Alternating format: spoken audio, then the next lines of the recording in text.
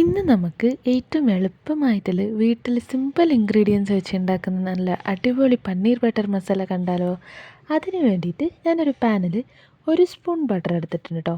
അതിലേക്ക് ഉപ്പും മഞ്ഞളും മുളക് പൊടി ഇട്ടിട്ട് നല്ലോണം ഫ്രൈ ചെയ്ത് കൊടുക്കുന്നുണ്ട് കേട്ടോ. നല്ല ലോ ഫ്ലെയിമിൽ തന്നെ ഫ്രൈ ചെയ്യാൻ ശ്രദ്ധിക്കണം, ഇല്ലെങ്കിൽ നമ്മൾ മസാല കരിഞ്ഞു. അപ്പം നമുക്ക് നല്ലോണം ഫ്രൈ ചെയ്ത് കൊടുത്തിട്ട് ഞാനിവിടെ നല്ലോണം പാന് നിറയെ സ്പ്രെഡാക്കി കൊടുക്കുന്നുണ്ട് കേട്ടോ. ഇപ്പം നല്ല ക്യൂബായിട്ട് മുറിച്ച പന്നീരും ഞാനതിൽ ഇട്ട് കൊടുക്കുന്നുണ്ട് കേട്ടോ. നല്ലോണം ഫ്രൈ ആവുന്ന സമയത്ത് ഒരു കൈ അളവിന് മുന്തിരി ഞാൻ കുറച്ച് നേരം മുമ്പ് ഒരു അരമണിക്കൂറിന് വെള്ളത്തിൽ പുതിർത്ത് വെച്ചിട്ടുണ്ടായിരുന്നു. അതും ഇട്ട് കൊടുത്തിട്ട് ഒരു 3 തക്കാളി ഇട്ട് നല്ല ഫൈൻ പേസ്റ്റായിട്ട് അരച്ചെടുക്കാം കേട്ടോ. നമ്മൾ പന്നീരും നമുക്ക് തിരിച്ചിട്ടിട്ട് ഇനിയൊരു പാനിൽ കുറച്ച് 2 ടേബിൾ സ്പൂൺ അളവിന് എണ്ണ ഒഴിച്ച് കൊടുത്തിട്ട് ഒരു വലിയ സ്പൂൺ അളവിന് ബട്ടർ ഒഴിച്ച് കൊടുക്കാം കേട്ടോ. അതിലേക്ക് കുറച്ച് ജീരകവും പച്ചമുളകും വറ്റൽ മുളകും ഇട്ട് കൊടുത്തിട്ട് നല്ലോണം നമുക്ക് ഫ്രൈ ചെയ്ത് കൊടുക്കാം കേട്ടോ. നമ്മൾ ജീരകം നല്ല പൊട്ടി വരുമ്പോൾ നമുക്ക് വേഗം മനസ്സിലാവും.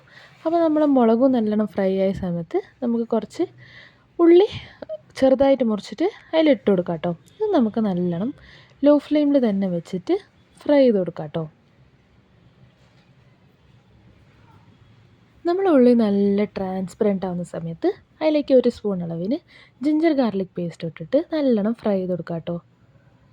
നമ്മൾ ജിഞ്ചർ ഗാർലിക് പേസ്റ്റ് നല്ല പച്ചമണം പോയി കഴിഞ്ഞിട്ട് അതിലേക്ക് നമ്മൾ അരച്ച് വെച്ച പേസ്റ്റ് ഒഴിച്ച് കൊടുത്തിട്ട് കുറച്ച് വെള്ളം ഒഴിച്ച് കൊടുക്കാം കേട്ടോ. അപ്പം നമുക്ക് നല്ലോണം മിക്സാക്കി എടുക്കാം. നല്ലൊരു മിക്സാക്കി നല്ലൊരു തിക്ക് കൺസിസ്റ്റൻസി ആവുന്നേരം അതിലേക്ക് കുറച്ച് കറിയിന് ആവശ്യമുള്ള ഉപ്പും ഇട്ട് കൊടുക്കുന്നുണ്ട് കേട്ടോ. അപ്പോൾ നമുക്ക് നല്ലോണം മിക്സാക്കി കൊടുത്തിട്ട് കുറച്ച് നേരം അടിച്ച് വയ്ക്കാം.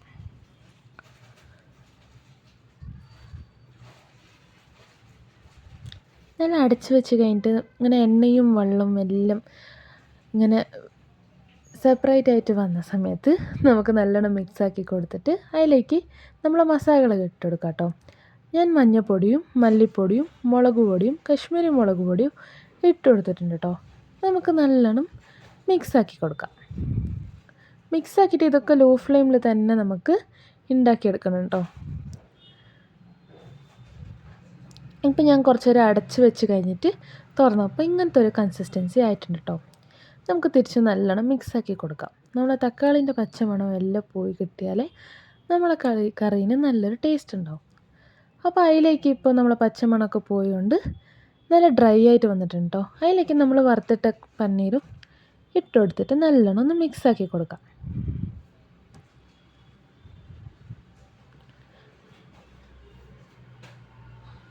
കുറച്ച് നേരം അടച്ച് വെച്ചിട്ട് തിരിച്ചും തുറന്ന് നോക്കിയിട്ട് അത് നല്ലോണം മിക്സാക്കി കൊടുക്കണം കേട്ടോ. അപ്പോൾ ഇങ്ങനെ ഡ്രൈ കൺസിസ്റ്റൻസി ആവുന്നേരം ഒരു അരക്കപ്പിന് അളവിന് വെള്ളം ഞാൻ ഒഴിച്ച് കൊടുത്തിട്ടുണ്ട് കേട്ടോ. ഇത് നമുക്ക് നല്ലോണം മിക്സാക്കി കൊടുക്കാം.